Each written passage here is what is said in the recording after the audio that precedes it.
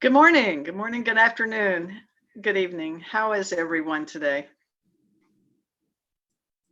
Doing Great. well. Always. Thank you. We had a great presentation by Thomas Normark. And what we'd like to do now is ask some of our experts what they're doing with this challenging new kind of technology. So what would you guys think about having this technology help you in the great resignation that we've heard about people leaving their jobs? Where do you think it would be applicable? You want to go first, Vikas? Sure. If I look at, there are a couple of things that I think today. One is more from the internal. So I'm in a technology function. I am in more product development and digital development and so on. And if you see where the development itself is going, I mean, some of these things is done by AI, or this, we are using AI for the development itself, right? Or that is where the world is going. So if you hear software 2.0 or the firmware development, there are tools being developed that they will generate the code to start with based on a lot of analytics data. So what you are trying to do, what you have done in the past, or just from the pattern matching pictures and images and those kind of things, a lot of self-driving cars. They're not, you can't teach them by coding the every pattern on the road. It is done through a lot more through the pictures. And these pictures are fed to a robotics or AI engine, and that turns into code. So that is more like internal development efficiency that we can do, so that we can try to reduce the number of people required for that. But I think in this industry, we are mainly an energy technology company. So we are in energy industry, in oil and gas industry. The great resignation is now, but we also had the challenge of scarcity of skills for quite some time. Mm-hmm. The critical skills are getting rare and rare. And especially they are not available at every location, because if you see oil and rigs can be very, very remote locations. So how do we get all this data? So it's not only AI, but it's the cloud connectivity, our ability to handle the big data, all that coming together. How do we get the data to common location and build that expertise and able to do some of these services? What we saw in a chatbot, in a similar way, the basic functions can be done through the chatbots, but beyond that, we do centralize so that we can increase the efficiency of the people. So there are multiple areas that we are looking at. How do we bring in technology to overcome some of these challenges? Very good points. Anyone else have anything to add to that? No, beyond doubt, data plays a very vital role. But having said that, the issue with people will continue, right? It's not a new phenomenon we have been seeing, and every I'll take you back. Maybe if I take the cue from Vikas and look at data, and let's look at the data for the past 2 decades. Maybe in 1999, this is where we can start at looking at how the democratization of talent happened. That was a time when the world introduced to the outsourcing world. The jobs actually started growing, and the talent started developing its roots into technology with more depth. And then came the 1999 was the WTC fall, the .com crash happened, and the Y2K things happened, and that was a time when there was a reshuffle. That was a time when industry started looking at the world of data recovery, the outsourcing or leveraging global locations from a work standpoint, and further, I would say, while we were about to stabilize, maybe 2004 was another event that triggered, and then the 2007 Lehman crash. Then came the 2014, and then the 2017 COVID, and now we're talking 2022, where we are going to see a shift in happening. Now, if you go back and look how technology is evolved, right? 2009 was the introduction of the early era of cloud. 2004 is where the SMAC stack came into place, right? The social media mobility cloud and analytics played a very vital role. 2007, even before we thought we are stabilized, there were a lot of concerns about cloud, and cloud was limited only to the CRM world. And a lot of banking and insurance companies were not very confident about. But every time we have seen the talent shifting, every time we have seen talent being upskilled, and every era, every 3-4 years when the talent is upskilled and is ready to meet the new challenge, you're going to see the shift happen. So it is not new. I would say we need to be prepared. But now in 2022, how I see is basically the mass talent is ready and is supported by machines. Today, we are not dependent only on the human talent. The automation, the components of AI, and the low code, no code platforms have given us so many opportunities that if a talent mass having the right attitude and ability to understand can be quickly upskilled to deliver the outcomes and the results. So while I agree that there is a mass movement from one industry to another industry, from one technology to another technology, I think industries today are well prepared. At least that's how I see on it. And then the resignation era is going to continue. Maybe like I shared data, right? From 99 to now, we have at least 5 data points where 5 different technologies have evolved and matured. We are in the early stages of the AI, and for sure, 3-4 years from now, AI is going to be maturing itself, and something new is going to come our way. So that's my looking at. So that's a very interesting comment. But let's think about, how are you preparing for that constant change, which is what you've talked about? Right. Now, at least if I take our example, the way we are looking at, we have 3 plans put in place, plans across the processes, plans across the people, and a continuous upskilling and a rotation plan. So we encourage talent rotation, we encourage talent pipeline, we are connected with industries, or we are connected with the educational institutes, telling this is how the demand supply chain is. It is difficult to stop the movement of talent, and then it is the right, I would say, a practice to retain talent by compensating them with benefits and rewards, because that's going to disturb the equilibrium. I would not be in a favor of holding back talent who want to experience a movement and try and experiment something else, maybe in some other organization or as an entrepreneur if their skills are.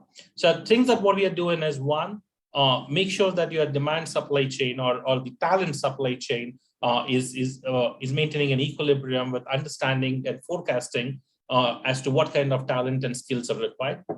2, automate the known skills. Right? I'm not talking about automating the processes. Automation of processes is something that we're doing since 2018 to 2022.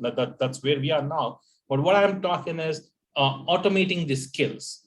If you have a known skill, if you have a known database of how the coding is or how the technology works, or if you're not in a technology company, maybe you are in a content industry, you're in a services industry, you're in a product industry, make sure that your components are triggered in such a way which are containerized. If I take a queue, and I'll tell you what exactly we are doing with an example.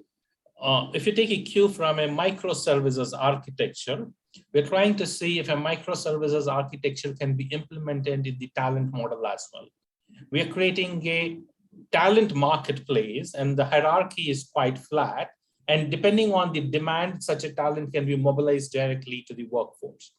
That way, your risk of waiting period to absorb a talent from the market, or waiting for the talent to come in and then start the work, is drastically reduced. I would say the readiness is where if there is a talent that you lose for a period of time, in less than 7 weeks, you're up, in less than 7 days, you're up and running with the same kind of speed and technology awareness, with the ability to deliver the results. So that's the preparedness. That's amazing. Thank you for sharing this story. So what other things are we doing with technology to increase our capability to stop global warming? So net zero is probably one of your objectives. So how are you using AI or technology to help that? If I can look at from our perspective, so what we what we started with, I mean, we are looking at AI to bring in for some of our process efficiencies and building and simplifying our processes. But we also started looking for, there's two things. One is our inward looking aspects, which is simply the energy optimization, that what the energy that we consume, and looking at that data and trying to bring more automation and AI into that so that we can use the energy a lot more optimally in our own operations, right? So that is a direct contribution. But more importantly, what we are looking, we are just in the early baseline stages here, but collecting the data on the product life cycle of our products we make. So we make the big gas turbines and that kind of equipment, or the equipment related to oil and drilling and so on. What is the product life cycle and what is the emission that we cause overall life cycle? We are just going through that exercise, and once we have that, we can utilize that data to optimize that itself, and that is going to translate directly into how do we operate this into their, when we have deployed this at customer place, right? How we can start managing those, how we can build more efficiency into those. And then we are bringing some of the emission models there, where we can start looking into what is the emission based on the energy consumption also they are doing, and how do we optimize that? Because a lot of times there is just a process optimization or operations optimization can straight away contribute to the emissions and the sustainability. So that is something that we are trying to look at from our internal as well as external perspective, from the solutions perspective across the product life cycle. That's very interesting. So you guys have talked about technology a lot, how it helps in the environment, how it helps in the Great Resignation. So with you and Thomas, talk to me about what the challenges are in implementing some sort of AI in your organizations, whether it's what Thomas does or it's what you have with your gas pipelines and what you're trying to manage. Rajesh, you want to start? Well,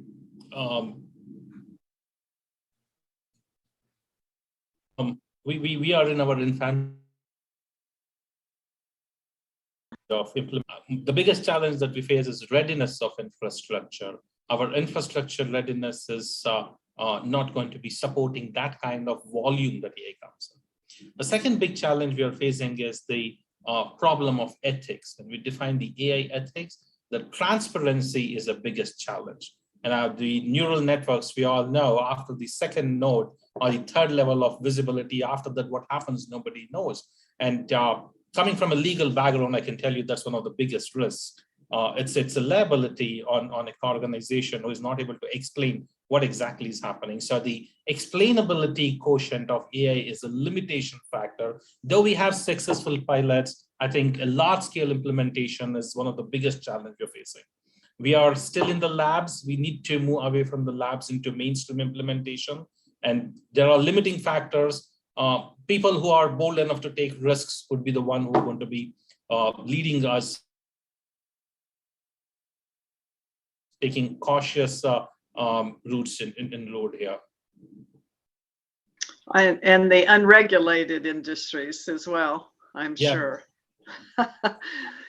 Any other challenges that you guys see?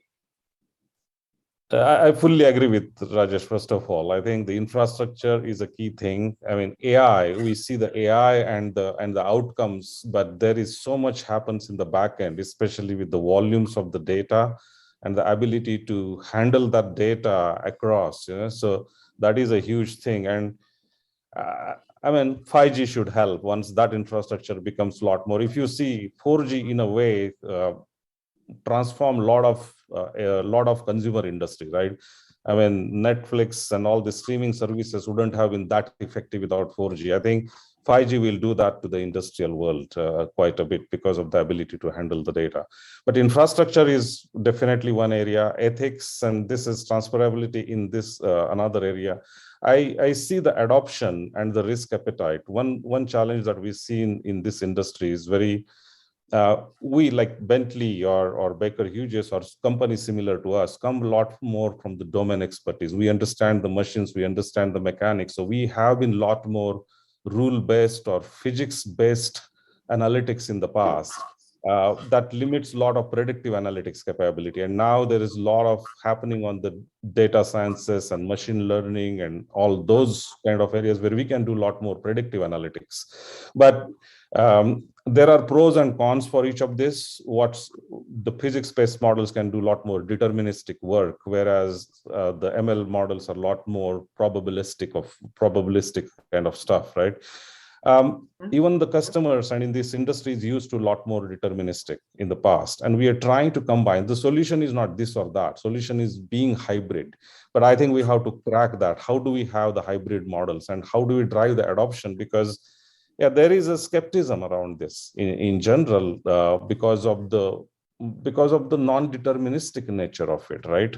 So, and there are areas where we can be non-deterministic or not 100% deterministic, and there can be areas where we cannot be. So how do we fix that? I think that is something, and it is changing. If I look at 5 years back, the adoption of cloud itself was a challenge in say our industry in general. AI was just in infancy, and now I see a lot more changing. People are asking for it. People are willing to share the data. So I think it will slowly change. The change is happening, but we still have these challenges to take care of. You mentioned something very interesting, which is how are you preparing your users to interact with anything that has AI behind it? We basically see the digital maturity across our users as well, and there are different maturity levels across how you're adopting that. But the key thing is there is no direct you say you show something, this is my specification, this is what you use it. This is typically trials, right? You have to engage. This is more partnership than the traditional sell model. So you have to get into and say, I can put my AI on your 50 machines or 50 assets and show the value for next 6 months, right? Because it takes time for AI as well. But the models have to learn, they have to understand those machines, and then they can start giving the results. But one thing is we have to build that trust, and that trust can happen through the value proposition and actual demonstration of the value. So that is something that we try to do that. Yeah. Any other comments? That's great. Thank you very much. Thanks. True. In fact, trust factor is something which is going to improve our adoption. The way we trust our machines in the past, moving out from typewriters to computers was one of the biggest learning lessons on the factor of trust, right? We all have seen through it, and we have also seen the science fiction movies which showed computers as threats and kind, right? So those were the early 90s when we were first introduced to machines which could be having the powers. And today, fast forward 3 decades, we're talking about machines which are touchless operations, which can understand, mimic human, build the cognitive faculties. And there is definitely a apprehension, there is fear more. And as these fears reduce and the trust increases, for sure, the adoption levels will increase. But my take would be, unlike Vikas told about 5G, with 5G, the infusion of quantum computing is going to be the 2 key elements for the next decade, or maybe defining moments for this century to say how will the AI would be adopting, and the adoption of AI going high. That's incredible. I'm looking forward to seeing all the AI applications that come out of your shops. Thank you very much for your conversation and your comments. They were very much on target. So I think now we turn it over to questions.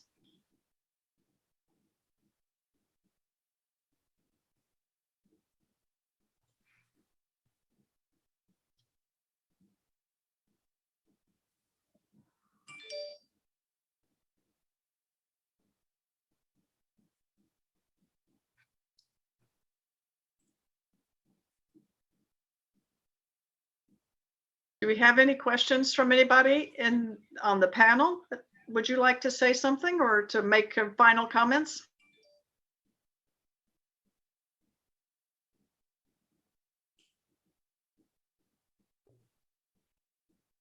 I think, Okay, yeah, go ahead, Vikas. go ahead, Rajesh. Yeah, my only comment is I'm quite eager and looking forward for both as a user as well as a contributor to AI to see how exactly things will evolve. For sure, our next generation is going to see AI being virtually everywhere, right from education, healthcare, you name it, you have it.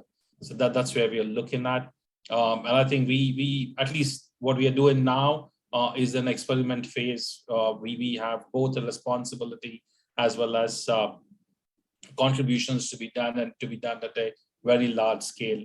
And then the only threat will be the initial few risks, which will definitely hit our way. There are going to be learning lessons. There may be some legal disputes we can foresee, and that's a part and parcel of the game. So we'll have to live through it as we cross this chasm, and then the adoption will be. Yeah, I think same comment from my perspective here. Advanced analytics AI is a key for us. I mean, it is very clear, and our examples are probably a little boring than what Thomas showed earlier, which is touching human lives every day. But there is already the AI changing our day-to-day lives. In the industry, this is going to be the key, and that's where you see AI is a buzzword all around, and it's not just for the sake of technology hype. It was a technology hype early stage in the few years back, but it is now becoming reality and coming into the mainstream products and solutions, and that will continue to increase as we move forward, and all of us should be ready for that across the life cycle of the products. So it takes a looking lot forward. for us to get ready for that. Yep, I'm sure. absolutely. Yeah. Okay. I think Shakshi is going to round this up for us. Yes, very much. Okay. So I would like to conclude this webinar with a note of thanks to Mr. Thomas Normark, Mr. Rajesh Mohandas, Ms. Theresa Kushner, and Mr. Vikas Desai for their contribution in making this a thought-provoking and candid exchange. As a special note of thanks, I would like to also thank NTT for being a part of this event and being a partner. Last but not the least, to all the attendees of participating in good numbers and making this a very, very interesting exchange. Thank you and good night.